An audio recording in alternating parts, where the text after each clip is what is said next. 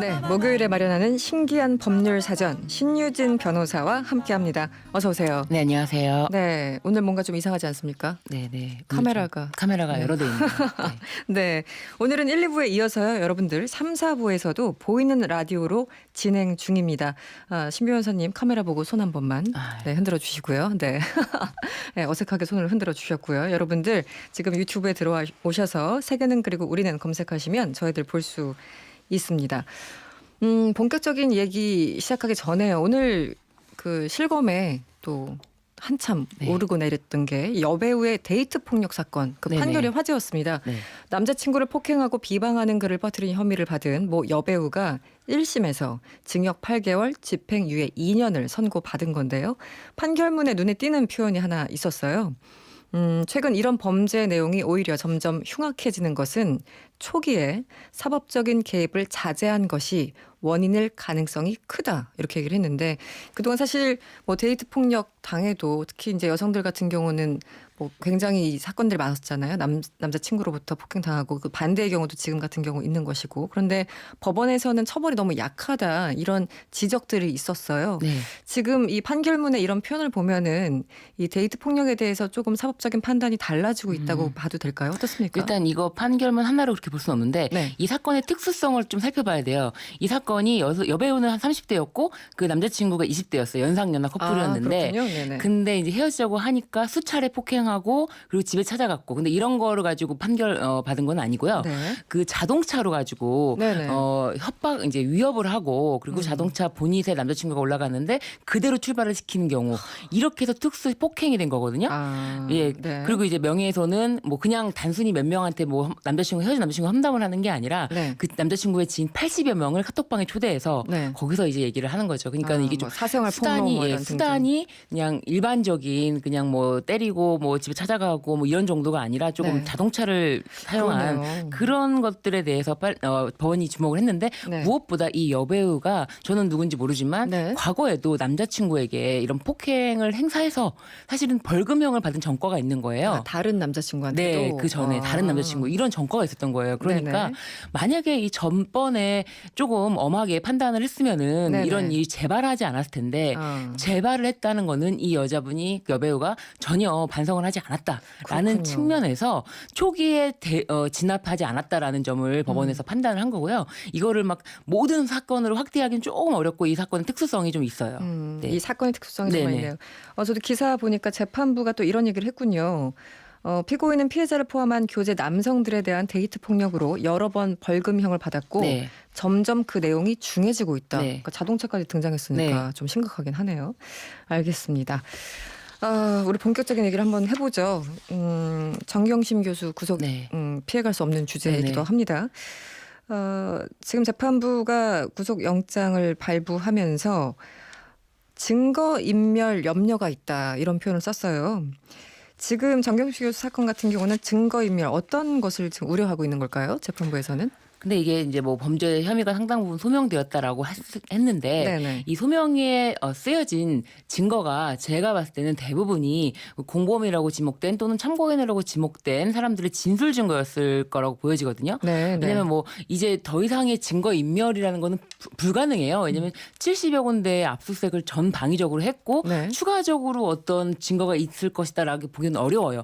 다만 그 지금 참고인들 조사를 굉장히 많이 했다고 하고 그리고 공범들에 대한 진술 이런 부분. 근데 뭐 이미 구속되어 있는 조범동 씨는 열애하고 그 많은 진술 증거가 있을 텐데 그 진술 증거에 대해서 이제 아무래도 접촉을 하고 만날 가능성이 있다 이렇게 보는 것 같아요. 그리고 아마도 이 지금 구속영장이 발부됐기 때문에 어느 정도 유죄에 소명이 있는 건 아니냐라고 생각하시는 분들이 있어서 제가 드리는 말씀이라면 진술 증거는 그 법원에서 판결을 할 때는 피고인 측에서 반대 신문을 합니다. 그래서 그 진술의 신빙성에 대해서 탄핵할 기회를 주는 거죠. 그렇겠죠. 그런 거를 보고 저 사람 진술을 믿을 수 없으니까 증거를 빼고 해서 남은 증거로 이제 판단을 하게 되기 때문에 유죄 판결이 그렇게 엄격해지는 건데 지금 영장 실질심사 같은 경우는 그런 탄핵하는 그런 과정이 없잖아요. 그러니까 검찰이 제출한 증거에 입각해서 검찰이 그러면은 무죄 취지의 아닌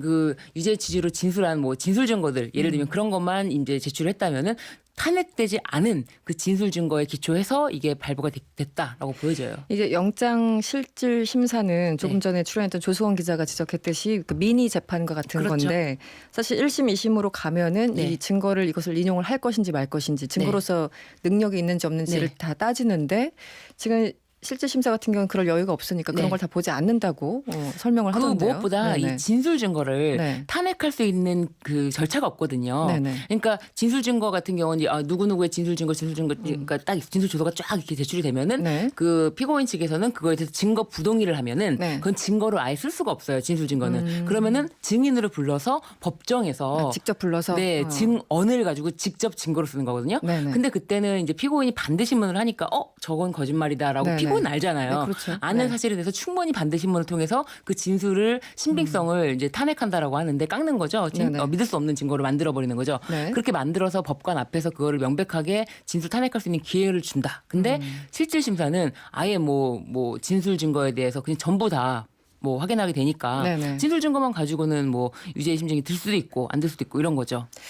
증거인멸 그 염려를 한다고 어쨌든 재판부에서 얘기를 했는데 그렇다면 이것은 그 지금 논란이 됐던 하드디스크 교체 부분이나 이런 부분을 얘기합니까? 어떻습니까? 그건 이미 끝난 것이고요. 그러니까 증거 인멸의 염려가 있다라고 하는 거는 추가적인 증거 추가적인 그거 왜냐하면 그 하드디스크 교체 관련해서는 네네. 사실은 이 영장이 발부되는데 주요한 저는 안타까운 지점이 이 사건에서 두 군데가 있었는데 두 지점 정도 있었어요. 어떤 건가요? 그 네. 만약에 정경심 교수가 이 사건 관련해서 문제가 좀 많이 심각해질 것 같다라는 시점에서 이미 변호인과 상의를 했다면 절대로 그 동양대 PC를 반출한다거나 네. 그 집에 있는 하드디스크를 교체하지 않았을 거예요. 절대로요. 기본적인 지식이 있었으면. 네, 근데 뭐 제가 봤을 때는 그 남편이 이제 조국 전 장관이 형법 형사소송법의 대가 아닙니까? 네. 그런데 남편하고도 상의하지 않은 것 같아요. 남편하고 상의를 했다면 그 PC를 교체한다라든지 하드디스크를 교체한다 이런 걸 절대 반대했을 거예요. 왜냐하면 조언이 나왔겠죠. 네, 이거를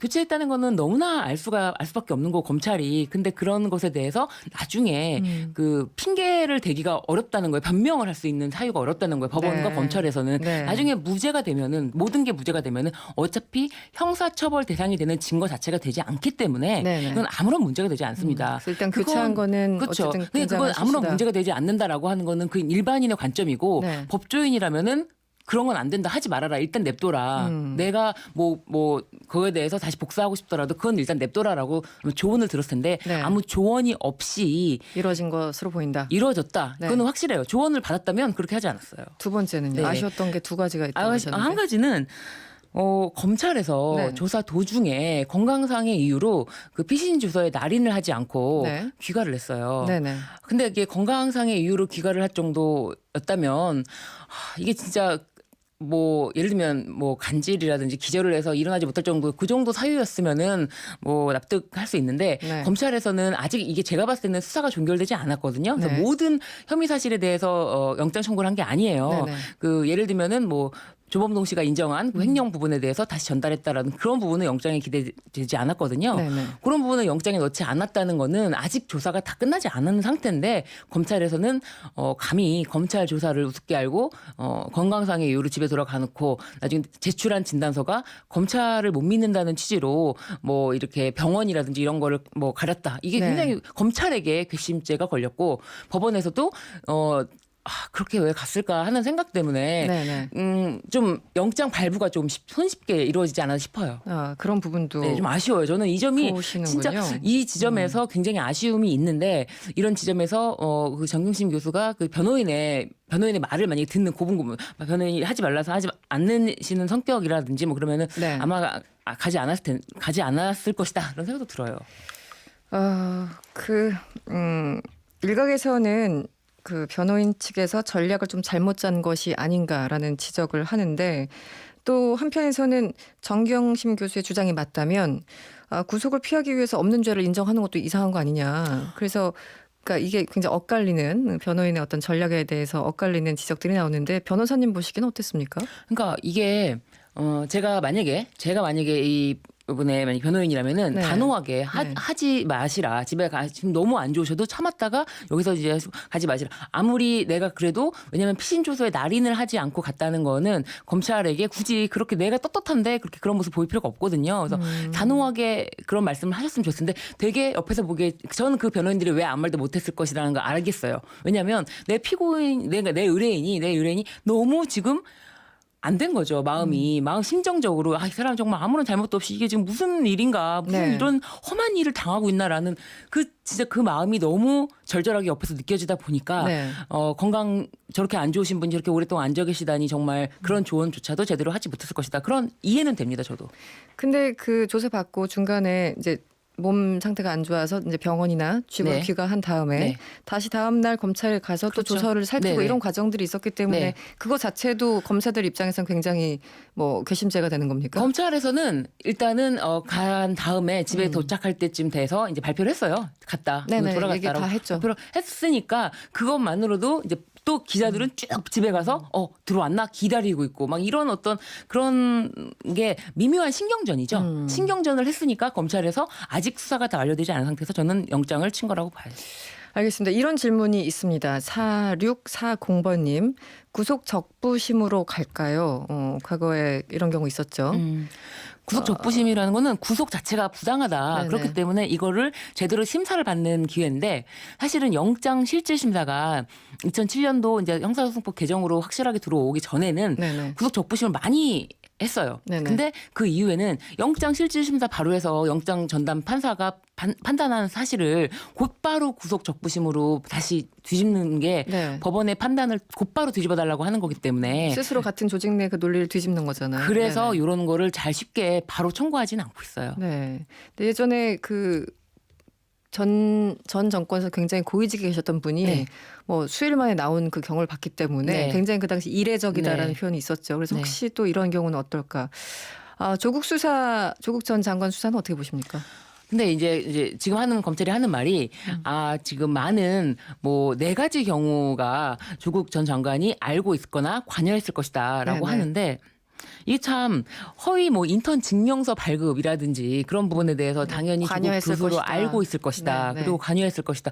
이런 추측만 가지고는 아무런 증거가 되지 않거든요. 그런데 WFM으로 차명 주식을 샀을 때 당시에 돈이 일부가 조국 전 장관의 계좌에서 이체가 됐다. 그런 보도가 나오기 시작했죠. 네, 그렇게 네. 얘기를 하는데 그것만 가지고는 굉장히 지금 어떻게 보면 증거 자체는 미비한 상태예요. 그리고 어떤 증거가 만약에 나오려면 확실한 공범관계라는 증거가 나오려면은 뭐 정경심 교수가 뭐 공범관계라고 인정하는 진술을 해야 될 텐데 사실 이 범죄 혐의 자체를 부정하고 있는데 그건 굉장히 불가능한 증거가 나오지 않을까. 네. 알겠습니다. 오늘 심 변호사님이 하고 싶은 말씀이 굉장히 많았었던 것 같은데 시간이 다 됐습니다. 네. 오늘 고맙습니다. 네, 감사합니다.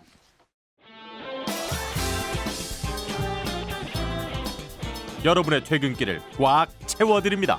평일 저녁 6시 5분 이승원의 세계는 그리고 우리는